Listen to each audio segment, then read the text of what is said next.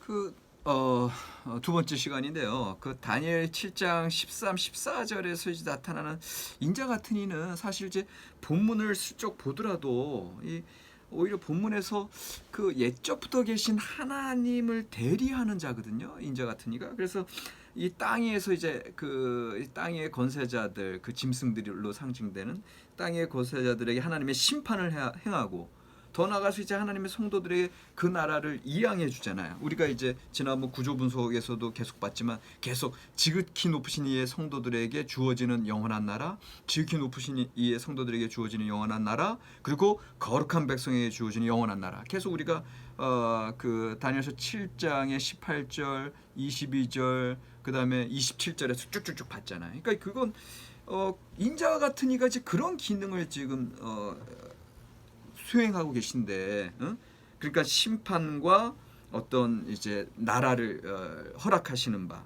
그러니까 정의의 심판과 또 사랑의 구원의 나라를 허락하시는. 그러니까 오히려 어떻게 보면은 하나님의 어떤 정의 행사의 신성과 또 성도들에게 나라와 권세를 이양해 준 어떤 그런 구원, 어떤 그리고 성도들의 삶을 이제 보살펴 주는 어떤 그런 인성, 오히려 신성과 인성이 부각되면서 오히려 이게 이제 신약 성경의 기독론을 준비시켜 주는 게 아닌가, 이렇게 본문에서 이렇게 그런 식으로 좀 해석하면 좋은데, 지금 너무 왕 교수님이 이제 여러 가지 인자 같은 일을 너무 그 다른 전승들과 연결시키느라고 좀 복잡하게 문제를 만들어간 것이 아닌가, 이제 이런 생각을 좀 하게 됩니다. 그래서 어쨌든 이따가 본문에 대해서 좀 다시 더 자세히 좀 이야기하고, 그래서 460쪽에 어쨌거나 이제 왕 교수님은 묵시문학의 인자 자체를 데이비딕 미사야가 아니라 아다믹 미사야다. 그러니까는 데이비딕 미사야 하면 이제 어떤 구속사 중심의 특정한 이스라엘 역사 중심의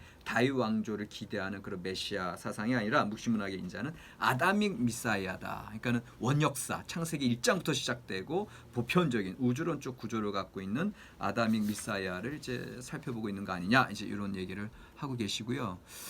그다음에 이제 인자 같은 이와 아담에 대한 거 이제 가로 5번인데, 여기서 이제 그 다니엘서 7장 13장의 인자는 왕의 속성, 그다음에 제왕적 권위를 지닌다. 당연히 이제 그런 내용들이 이제 나타나고 있고요.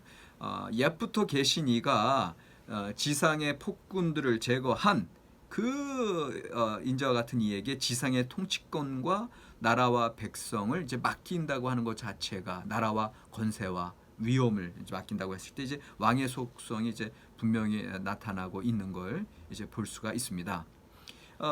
그러면서 이제 왕 교수님 하늘 구름을 타고 내려오는 인자, 요거를 어떻게 해석하시냐면, 이제 요거는 상당히 의미 있는 해석인데, 이제 그 하늘 구름을 타고 내려왔다라고 하는 것 자체가 이제 장차 야훼께서 이룰 그 왕국이라고 하는 거는 위로부터 내려온다. 그런 견해가 이제 나타나는 것이고요. 하늘에서 내려오는 왕이다. 다시 말하면 이 땅에서의 정치적인 메시아이기보다는 궁극적인 하늘로부터 우주적인 하나님의 새 하늘과 새 땅에 대한 비전을 이제 인자 같은 이가 이제 보이고 있다라고 하는 거예요. 그래서 다윗 왕조의 정치적 메시아도 아니고 구속사적 하나님 나라의 도래가 아니라 원역사적 우주적 하나님 나라의 도래다. 바로 아담, 곧 하나님의 형상 따라 지음받은 아다믹 미사야고 아다믹 킹십 왕권이다. 이렇게 이제 460쪽에서 말씀하고 계십니다. 그다음에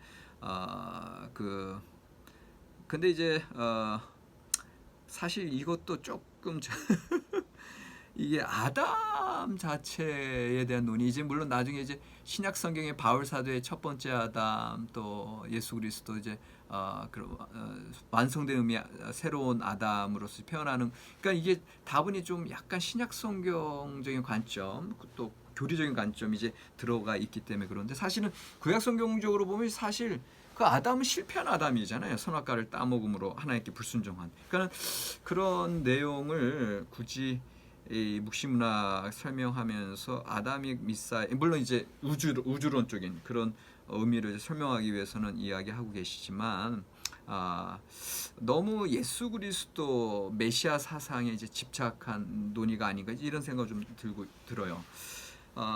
자, 가로 6번 넘어가서 인자와 예수 보면 유대 묵시 문학의 인자와 같은 이는 어떤 궁극적 실체에 관한 생각이다. 이게 이제 제가 이제 이번 시간에 이제 설명할 건데 어떤 뭔가 궁극적인 실체를 이제 직접 지칭하고 있는 건데 그런데 이제 반면에 신약의 인자는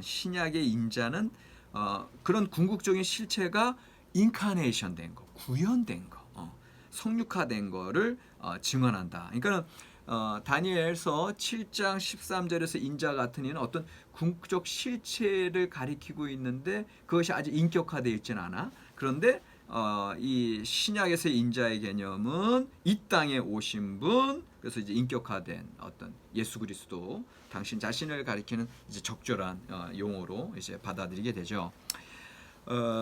이제 여전히 그 인자 같은 일을 이제 천사와 같은 개념으로 연결하면서 구약에서 이제까지 쭉 그런 천사가 어떤 역할을 했는지를 한번 쭉 짚어보시는 거예요. 그 인자 같은 이의 기능을 좀 살펴보기 위해서. 그래서 여호수아 같은 데 보면은 천사가 이제 하나님과 사람 사이에 이제 심부름꾼으로 전령사 내지는 파송된 존재로 보고 또 중재자 역할을 하고 있는 것으로 보는데 여전히 인격성을 갖고 있지는 않았죠. 그리고 예언자 시대에는 이제 천사가 굳이 나타날 필요가 없었죠. 예언자들이 그 중개자 역할을 이제 했기 때문에. 그런데 이제 에스겔서와 스가랴서에 이르러서 예언이 그치고 묵시가 부상할 때 하늘과 땅 사이를 연결하는 인격적 존재의 필요성이 대두됐다. 이거는 이제 464쪽에 이제 적절한 지적이거든요. 그래서 다니엘서에서 천사가 신들의 아들로서도 표현이 되고 이제 구원자로서 또 한 순찰자, 한 거룩한 자가 하늘에서 내려왔다라고 하는 전령사라도 설명이 되고 또 천사의 메시지를 쫙 전달하는 다니엘서 9장 20절에서 27절 내지는 또 11장 2절에서 12장 4절에 그런 긴 메시지들이 이제 나오는 것 자체가 이미 이제 묵시문학에 들어서 뭔가 이 하늘과 땅 사이에 하나님의 심부름꾼의 어떤 인격적인 존재성이 좀 더 부각되어지는 그런 과정들을 지금 이제 전수사적으로 살펴보고 계신 겁니다. 따라서 초기 유대 묵시문학은 메시아, 인자 같은 이는 천사 같은 존재를 이제 소개를 하고 있어요. 그래서 인자 개념이 하늘 궁정의 배경 속에 나타나는 천사나 천사장 같은 이미지로 묘사가 되는 거예요. 그래서 누가복음 9장 26절에도 그렇게 표현이 되어 있고 인자도 거룩한 천사들의 영광으로 올 때 또 마태복음 16장 27절 인자가 아버지의 영광으로 그 천사들과 함께 오리니 그러니까 인자 개념이 그런 천사의 개념과 항상 관련해서 이제 나타나고 있습니다. 그러나 공간복음서 자체에서의 예수 그리스도 인자의 개념은 사실은 도리어 천사들이 이제 인자 예수님을 시중두는 어떤 그런 거룩한 존재로 465쪽에서 이제 나타나 있고요. 그러면서 이제 465쪽에 보면 창세기 28장 12절에 야곱의 사다리 환상과 요한복음 1장 51절에 이제 그 하늘이 열리고 하나님의 사자들이 인자 위에 오르락 내리락 하는 거. 요거 이제 야곱의 사다리와 이제 비교해서 이제 설명하시는데 이게 참 재밌는 설명이 하나 있는데 요 창세기 28장 12절에 야곱의 사다리를 유대 미드라시 유대에서 이제 유대인들의 그 주석 해석 미드라시를 보면 어떻게 해석하냐면은 하나님의 천사들이 사다리가 아닌 잠자는 야곱 위에서 오르락 내리락 하고 있다고 해설했기 때문에 이게 이제 요한복음 1장에 들어와서 이제 인자 위에 천사들이 오르락 내리락 하는 것으로 그렇게 이제 표현됐다. 이렇게 이제 말씀을 이제 하고 계세요.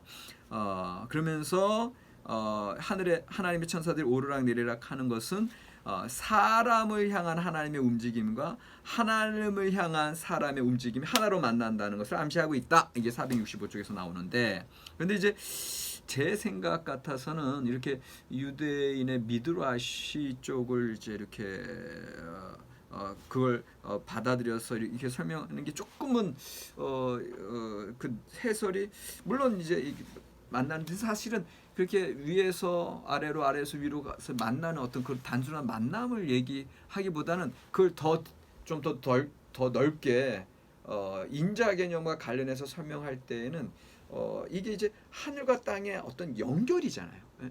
야곱이 사다리를 봤을 때 그 야곱이 그 비참한 그 도망자의 신세 그리고 에서 형이 언제 나 따라와서 죽일지도 모르는 그런 상황에서 그런 아주 비참한 현실에서 그냥 외로이 잠자고 있었던 그가 사닥다리를 통해서 사닥다리의 끝이 하늘과 있다 있는 걸 본단 말이에요. 그러니까 이 비참한 현실에서 하늘과 있다게 되는 그런 비전. 결국은 예수 그리스도의 그 인자 위에 천사들이 오락내리락 한다고 하는 것 자체가 이미 예수 그리스도의 어떤 구원자적인 사명 그리고 그것은 이 비참한 삶의 현실이 하늘과 있다게 되는 그런 중재자로서의 역할이 오히려 사다리 개념에서 더 크게 부각되어야 되는데 그것이 이제 그렇게 좀 그것이 하늘과 땅 사이에 어떤 직결되어 있는 그 예수 그리스도를 통해서 어떤 중재자 인자와 같은 이 개념 그것이 좀 더 강조되는 게 좋지 않겠는가 이제 이런 생각을 좀 하는데 어쨌든 제가 지금 이렇게 생각하는 것 자체가 다 다니엘 7장 13절 14절의 주석 결과로 이제 이렇게 설명하는 거거든요. 그걸 이제 다음 시간에 설명할 거고 끝으로 교재에서는 복음서의 인자라는 표현을 예수님의 이제 일성 처음 선포 회개하라 천국이 가까이 왔다 하나님 나라에 대한 도래와 연결하여 이제 설명을 하십니다. 인자 개념을. 그래서 인자 같은 이의 도래는 하늘에서 내려오는 하나님의 통치를 의미하며 이와 같은 함의를 가지고 예수님께서 당신 자신을 인자로 표현했다. 그러니까 회개하라 천국이 가까이 왔다라고 하는 표현 자체는 이미 하나님께서 그 모든 권세를 하나님으로부터 권세를 이제 예수님께서 이제 받으시고 이 땅에 와서 하늘로부터 구름을 타고 내려오셔서 이 땅에서 선포함으로 곧 이 땅에서 하나님의 나라가 임할 것이고 하나님이 주시는 영광, 권세, 위엄으로 하나님 백성들이 이제 그 하나님의 나라를 위임받게 된다. 이런 하나님 나라의 성취에 대한 메시지로 그 인자 개념이랑 관련해서 예수님께서 당신 자신을 인자라고 얘기하실 때 그 하나님 나라의 도래와 성취와 하나님의 백성들의 승리 이것이 이제 거기 포함되어 있는 거 아니겠느냐 이제 이렇게 이제 끝나고 있습니다. 자 여기까지가 이제 교재에서 이제 이야기한 내용이고 이제 지금부터는 이제 이 앵커 바이블 딕셔너리 Son of Man에서 여기 이제 조지 니켈스버그가 이제 137쪽, 138쪽 이제 여기 Son of Man에 대해서 뭐 여러 가지로 정리가 됐는데 이제 다니엘 7장에 대한 해석 부분만 제가 좀 봤어요. 여기 보면은요. 다니엘 이제 7장에서 12장 이 뒤에 이제 계시 역사적 묵시가 구체적으로 나오잖아요. 이제 1장부터 6장은 다니엘의 이제 궁정 이야기 콜트 스토리면은 7장에서 12장에서 역사적 묵시가 이제 선포가 되고 있는데 여기서 이 공통된 요소를 한 6가지로 이제 끄집어내더라고요. 이 니켈스버그가 첫 번째 다니엘 7장 12장의 공통된 문학적인 요소 첫 번째 사건의 보고가 사건이 일어나는데 하늘에서 일어난 사건과 땅에서 일어난 사건이 같이 보고가 되고 있죠. 네. 그러니까 이게 이제 첫 번째 문학적인 요소. 두 번째는 이 두 종류의 사건 모두 신화적인 미틱 신화적인 표상으로 표현되고 있고요. 세 번째 이 사건들의 핵심은 뭐예요? 핵심 갈등은 뭐예요? 이 땅에서의 무질서의 세력과 하늘의 어떤 주권자와의 전쟁을 얘기하는 거죠. 그 대립과 갈등과 그 전쟁을 얘기하는 거고 네 번째 이 하나같이 이 무질서의 세력은 태고의 깊음 또는 바다 무질서 혼돈에서 출현하고 있죠. 예, 당장 7장에서도 바람이 사면에서 불어와서 바다로부터 네 짐승이 올라오잖아요. 그러니까는 이게 바다에서 그 세력들, 혼돈의 세력들이 올라오게 되고, 이 다섯 번째 무질서를 상징하는 짐승들은 하나같이 이 땅의 제국들을 이제 의미하고요.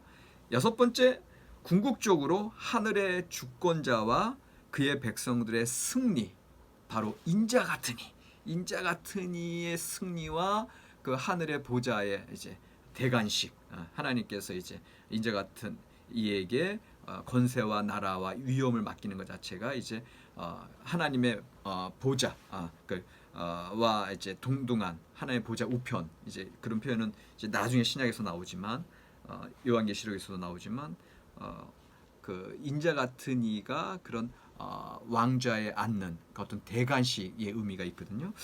여기 이제 하나같이 이제 표현되고 있는데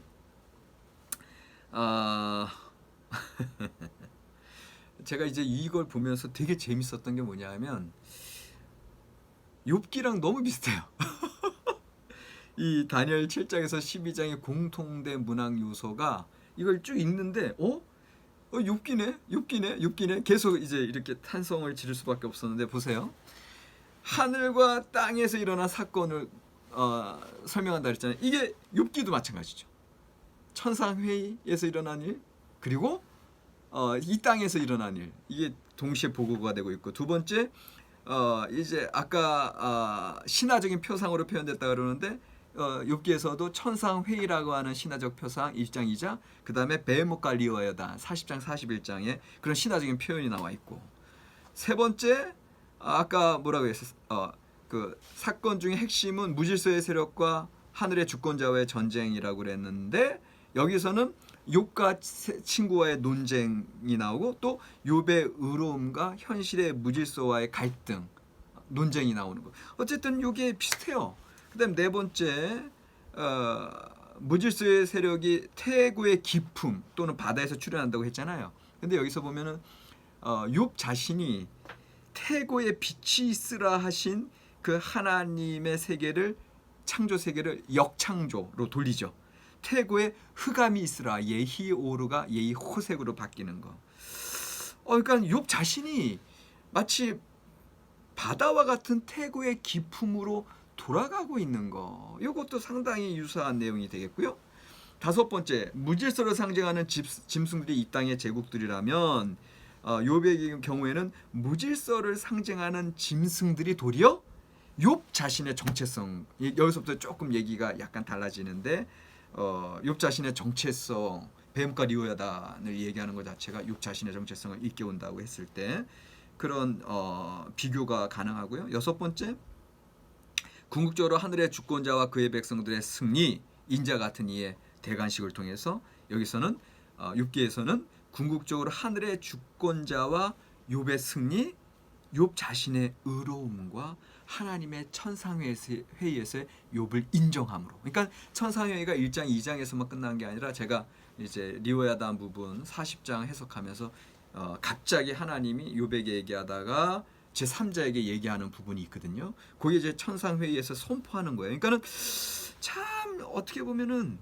상당히 이 다니엘서의 이제 묵시 문학이 욥기의 그 지혜 문학과도 관련되면서 욥기 자체가 상당히 묵시 문학적인 어떤 요소들이 많이 들어와 있는 거를 제가 계속 보면서 느끼고 있거든요.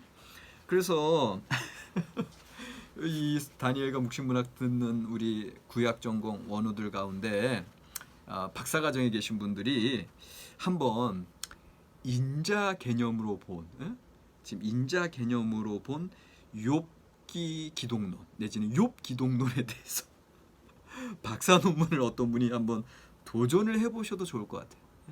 이게 다니엘 이 묵시 전승과 지혜 전승이 상당히 연관되어 있거든요. 그러니까 그런 전승도 쫙 보면서 욥이 사실은 고통받는 의인에 대한 거잖아요. 근데 이제 다니엘도 보면은 그렇게 고통하고 힘들어하고, 또 여기 오늘 7장에서 보면 인자 같은 이가 그 고통받는 성도들을 이제 그들에게 하나님의 나라와 권세를 주게 되잖아요.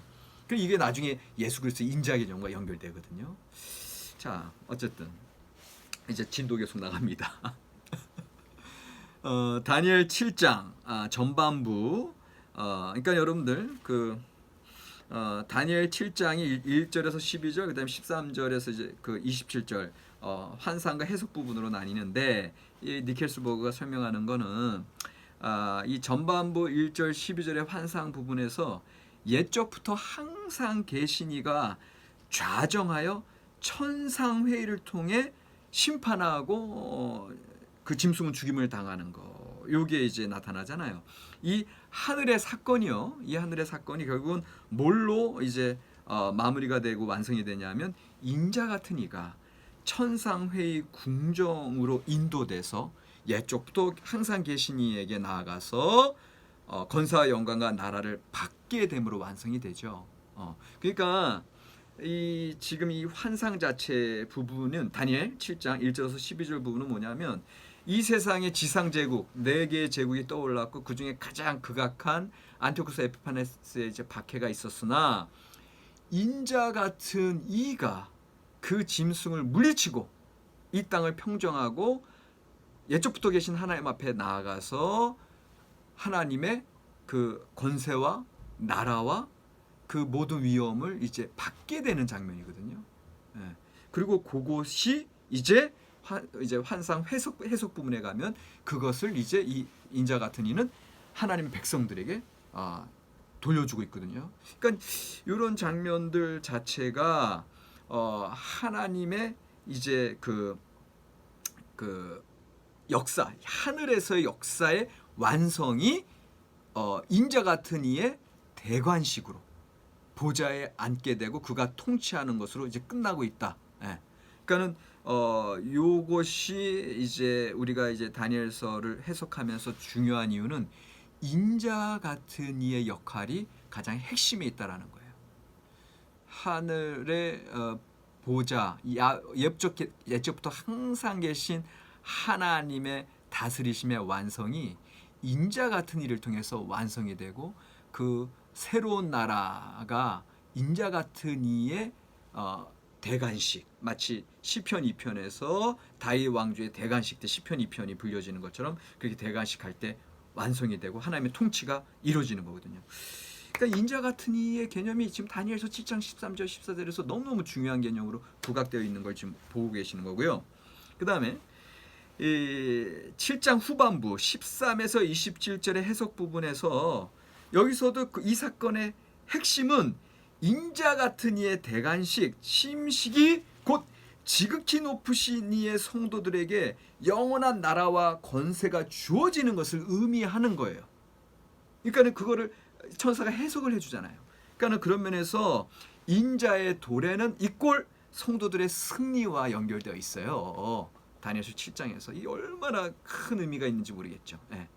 그러니까 이 땅 가운데 박해받고 어려운 현실 속에서 고통받고 죽임을 당하는 그 순교자들의 삶에서 옛적부터 계신 이가 인자 같은 이를 인정하고, 인자 같은 이가 이 모든 무질서를 평정하고 하나님 앞에 나아가 하나님의 권세, 주권, 통치의 능력을 이양받고, 이제 그 인자 같은 이가 그 받은 하나님의 나라와 권세와 위엄을 이 성도들에게, 하나님의 지극히 높으신 이 성도들에게 수여해주는, 그것이 이제 이 7장의 가장 핵심이라는 거고, 이 말씀이 안티오쿠스 에피파네스 시절의 그 하시딤들에게 얼마나 큰 위로가 됐겠습니까?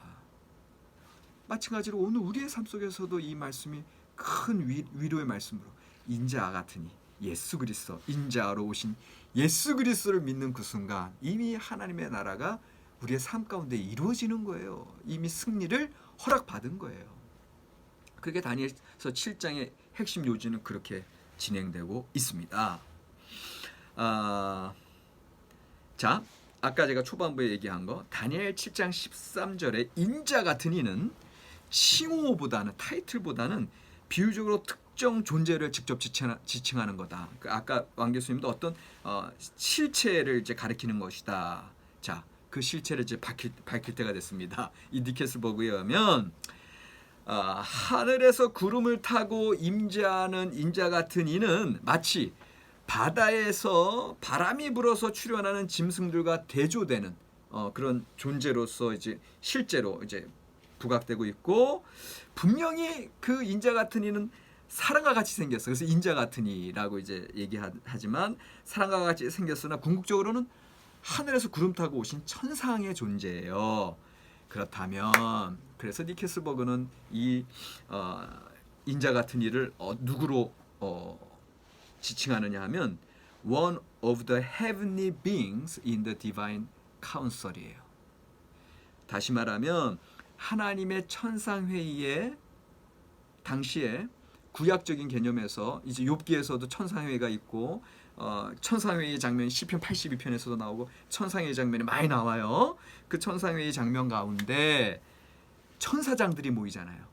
그 중에 미가엘도 있고 가브리엘도 있고 욥기에서는 이제 그 사탄도 있고 하사탄이에요. 거기서는 아직 신약 성경에서 얘기하는 그 악마 사탄 개념이 아니라 그 교만에서 땅에 떨어지기 전에 하나님의 이제 심부름 끌어서 하사탄도 있었고 그 천사 그 욥기 1장에 보면은 욥기 이제 1장 거기에 보면은 하나님의 아들들이 모였더라. 그 사이에 사탄도 있더라 그러잖아요. 그게 이제 천상 존재들을 얘기하는 거고 그게 그 천상회의에 모이는 신적인 존재들을 얘기하는 거예요.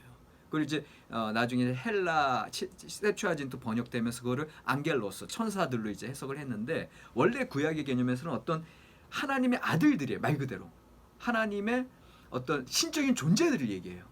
그러니까 야훼 하나님이 딱 중앙에서 회의를 주재하시고 그 이제 모여선 하나님의 아들들의 회의거든요. 그래서 여러분들 욥기에서도 계속 나의 중보자가 어디 계시냐, 나의 변호자가 하늘에서 살아계신다, 나의 구속자가 살아계시니 내가 육체를 벗은 그 후에도 구속자를 보리라 이렇게 선포하는 것 자체는 하늘의 그 디바인 어셈블리의 카운슬에 모인 하나님의 천사장들 존재 중에 한 존재를 이야기하는 거거든요.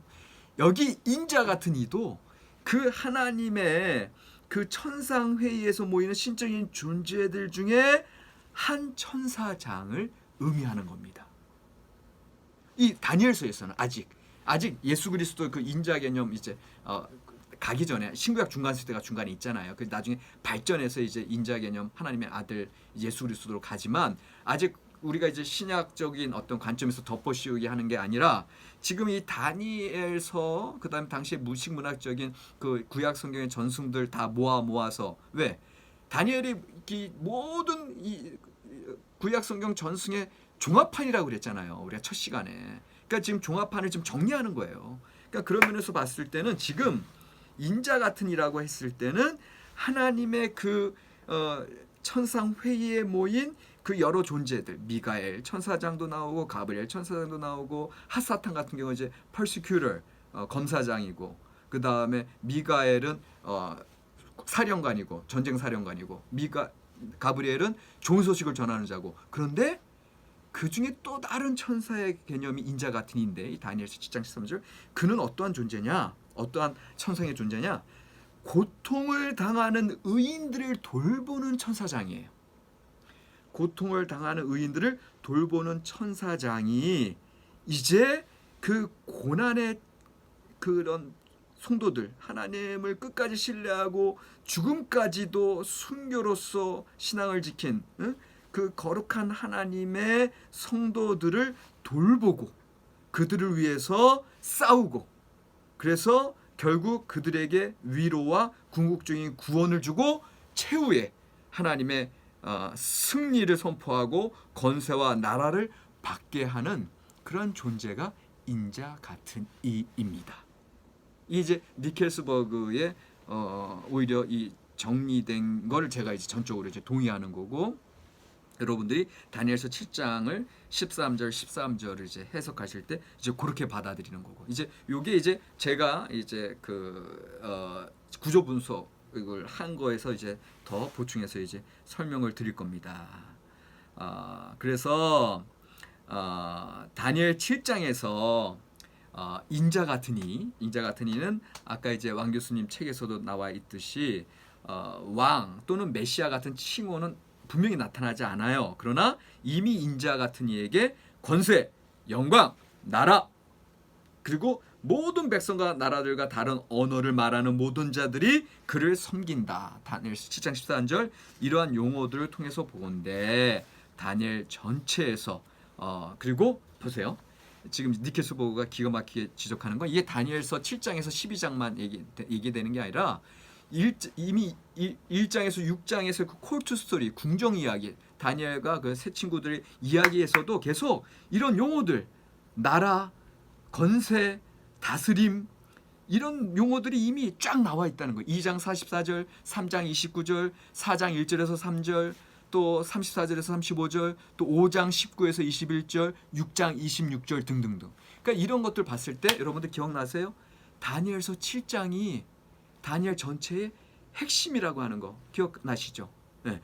7장부터 12장은 계시, 역사적 묵시가 나와 있는데 또 1장부터 7장까지는 이거는 또 뭐야?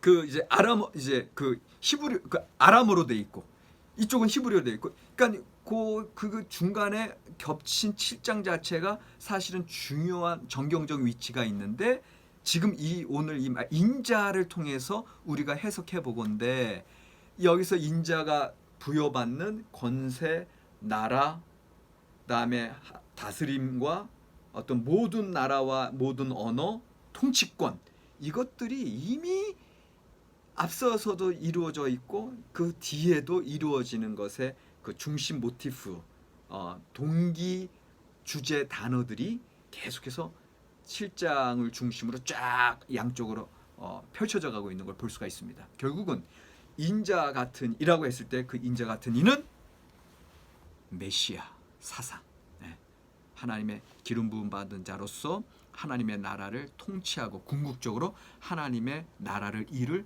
메시아 사상과도 긴밀하게 관련되어 있는 것을 오늘 우리는 발견하게 됩니다.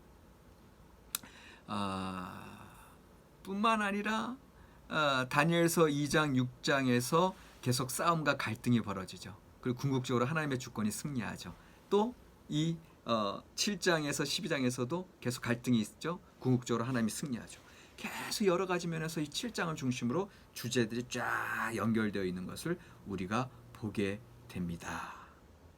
그리고 이 묵시 그럼에도 불구하고 이 7장, 12장의 이 역사적 묵시의 가장 독특성은 궁극적인 승리의 쟁취자는 다름 아닌 지상의 군주들에게 고초를 겪은 하나님의 백성들을 돌보는 인자와 같은 이분이 궁극적인 승리의 쟁취자라는 걸 분명하게 이 역사적 묵시인 다니엘서 7장 12장은 얘기해 줍니다. 그리고 이게 궁극적으로 신약 성경의 예수 그리스도의 인자 개념과 쫙 연결되는 걸 이제 우리는 확인할 수가 있습니다. 자, 여기까지 이제 두 번째 시간이고요. 이제 이 두 번째 시간의 과제는 여러분들 뭘 내고 싶은 게 여기 있었는데 그거 말고 다른 걸 좀 낼게요.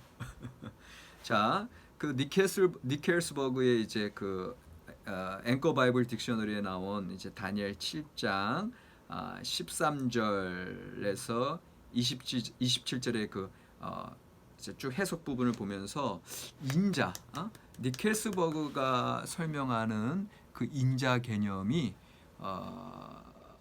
어떻게 나타나고 있는지 제가 쭉 설명을 했어요. 그래서 그 인자 개념 이제 왕 교수님이 교재에서 말한 인자 개념과는 이제 다른 개념인데 그거를 좀 정리해 주시면 좋겠습니다.